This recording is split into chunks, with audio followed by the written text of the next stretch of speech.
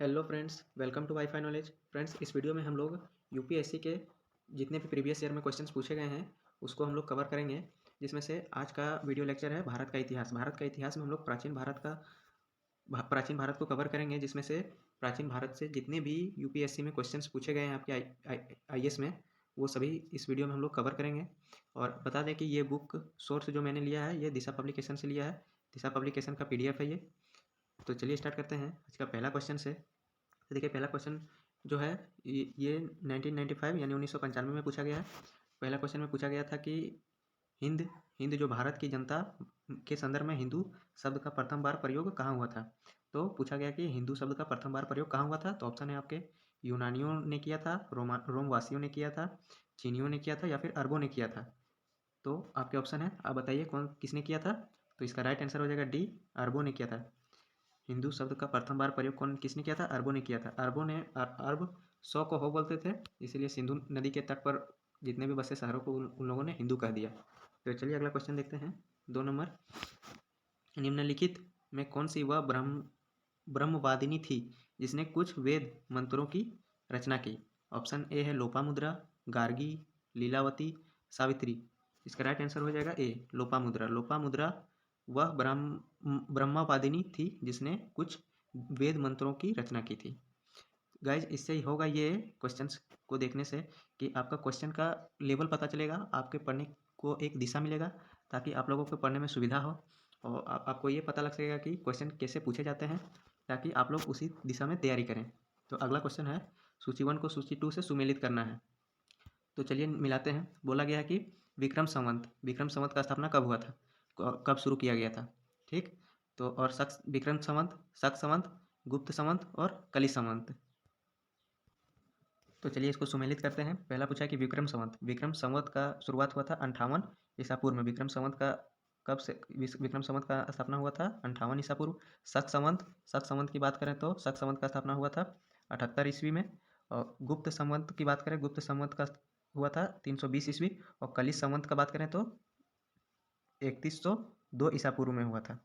तो इसका right answer हो जाएगा डी, 1 का 4, बी का 3, सी का 2 और डी का 1। इससे ये पता लगा कि क्वेश्चन में जितने भी क्वेश्चंस पूछे जाएंगे वो सूची 1 सूची 2 से भी पूछ सकता है, ताकि आप लोगों का पढ़ने का तरीका पता लग सके।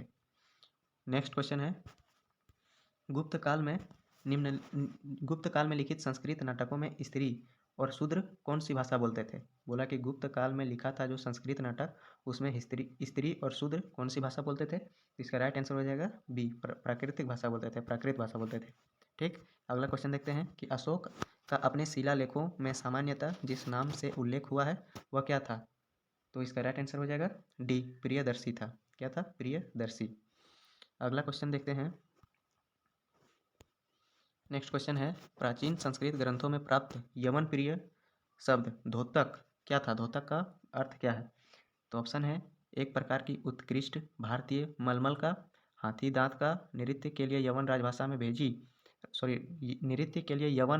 में भेजी जाने वाली नर्तकियों का, या फिर काली मिर्च। तो इसका राइट आंसर हो जाएगा 6 का डी, काली मिर्च। नेक्स्ट क्वेश्चन देखते हैं। 7 नंबर, अनुव्रत सिद्धांत का प्रतिपादन किसने किया था। अनुव्रत सिद्धांत का प्रतिपादन किसने किया था।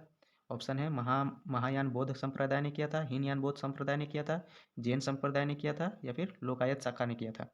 तो 7 का सही आंसर हो जाएगा सी, जैन धर्म ने किया था। अनुव्रत सिद्धांत का प्रतिपादन किया था जैन धर्म ने। अगला क्वेश्चन है 8 नंबर, दर्शन की मीमांसा प्रणाली के अनुसार मुक्त निम्नलिखित में से किस साधनों से संभव है। तो ऑप्शन है आपके ज्ञान, भक्ति, योग या फिर कर्म। तो 8 का राइट आंसर हो जाएगा डी, कर्म। दर्शन की मीमांसा प्रणाली के अनुसार मुक्ति निम्नलिखित में से किन साधनों से संभव है। तो कर्म से। अगला क्वेश्चन देखते हैं 9 नंबर,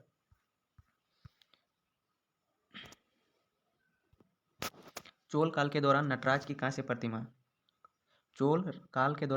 कांस्य प्रतिमा देवता को निरपवाद, मतलब किस देवता को निरपवाद के रूप से निम्नलिखित के साथ दिखती है। 8 हाथ के साथ, 6 हाथ, 4 हाथ या 2 हाथ। तो 9 का आंसर हो जाएगा सी, 4 हाथ। चोल काल के दौरान नटराज की कांस्य प्रतिमा देवता को निरपवाद रूप से निम्नलिखित के साथ दिखती है, तो 4 हाथ के साथ दिखती है। अगला क्वेश्चन है 10 नंबर, प्राचीन भारत के विश्वोत्पत्ति यानी कि कॉस्मोगोनिक विषयक धारणाओं के अनुसार 4 युगों के चक्र का क्रम क्या है? तो पूछा गया कि प्राचीन भारत के विश्वोत्पत्ति विषयक धारणाओं के अनुसार 4 युगों के चक्र का क्रम क्या है? तो पहला द्वापर कृत नेत्रा और कली, बी नंबर में है कृत द्वापर नेत्रा और कली, सी नंबर में है कृत त्रेता द्वापर और कली, और डी नंबर में है त्रेता द्वापर कली और कृत। तो 10 का राइट आंसर हो जाएगा सी, पहले कृत त्रेता द्वापर और कली, कृत त्रेता द्वापर और कली। अगला क्वेश्चन 11 नंबर देखते हैं। देवदासी संस्था के प्रसंग में निम्नलिखित में से कौन सा मंदिर समाचारों में चर्चित रहा है? तो ये उस टाइम का 1996 में करंट अफेयर में रहा होगा, इसी के कारण इसको पूछा गया है। फिर भी इसका आंसर देख लेते हैं हम लोग। तो 11 का ए हो जाएगा, जगन्नाथ मंदिर पुरी। देवदासी संस्था के प्रसंग में निम्नलिखित में से कौन सा मंदिर समाचारों में चर्चित रहा होगा? तो जगन्नाथ मंदिर पूरी चर्चा में रहा होगा। ये इंपॉर्टेंट ज़्यादा नहीं है क्योंकि ये करंट अफेयर से रिलेटेड है।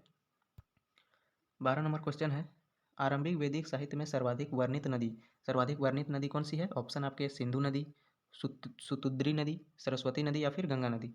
तो 12 का राइट आंसर हो जाएगा ए, सिंधु नदी। वैदिक साहित्य में सर्वाधिक वर्णित नदी कौन सी है? सिंधु नदी। अगला क्वेश्चन 13 नंबर देखते हैं। निम्नलिखित में से कौन सा आरंभिक जैन साहित्य का भाग नहीं है? ये देखिए 1996 में पूछा गया है। उस टाइम के क्वेश्चन जो थे ईजी थे अभी के मुकाबले। तो अभी का क्वेश्चंस भी हम लोग कवर करेंगे, हिस्ट्री का, पॉलिटी का, ज्योग्राफी का, सारे सब्जेक्ट का हम लोग टॉपिक वाइज एक वीडियो में डिस्कस करेंगे, ताकि आप लोगों का क्वेश्चन का वेटेज पता चले, ताकि उसका किस दिशा में हम लोगों को तैयारी करना चाहिए। तो चलिए नेक्स्ट क्वेश्चन देखते हैं। 13 नंबर, कौन सा आरंभिक जैन साहित्य का भाग नहीं है? आपके ऑप्शन है थेरी गाथा, आचार रंग सूत्र, सूत्र कृतांग, और डी में है बृहत कल्प सूत्र। तो इसका 13 का राइट आंसर हो जाएगा ए, थेरी गाथा। ये जैन साहित्य का भाग नहीं है। अगला क्वेश्चन है, कूट में दिया गया है। तो तथ्य बौद्ध धर्म और जैन धर्म दोनों में समान रूप में विद्यमान थे। क्या विद्यमान थे? तो इसका ऑप्शन दिया गया है, तप और भोग की अति का परिहार, दूसरा में है वेद प्रामाण्य के प्रति अनास्था, तीसरा में है कर्म कांडों की फलता का निषेध, और चौथा ऑप्शन में है प्राणियों की हिंसा का निषेध यानी कि अहिंसा। तो इसको कूट में आपको सजाना है कि कौन सा विद्यमान था, बौद्ध और जैन धर्म दोनों में समान था। तो 14 का राइट आंसर हो जाएगा बी नंबर, यानी कि 2, 3 और 4, यानी कि एक ये विद्यमान सिर्फ नहीं था।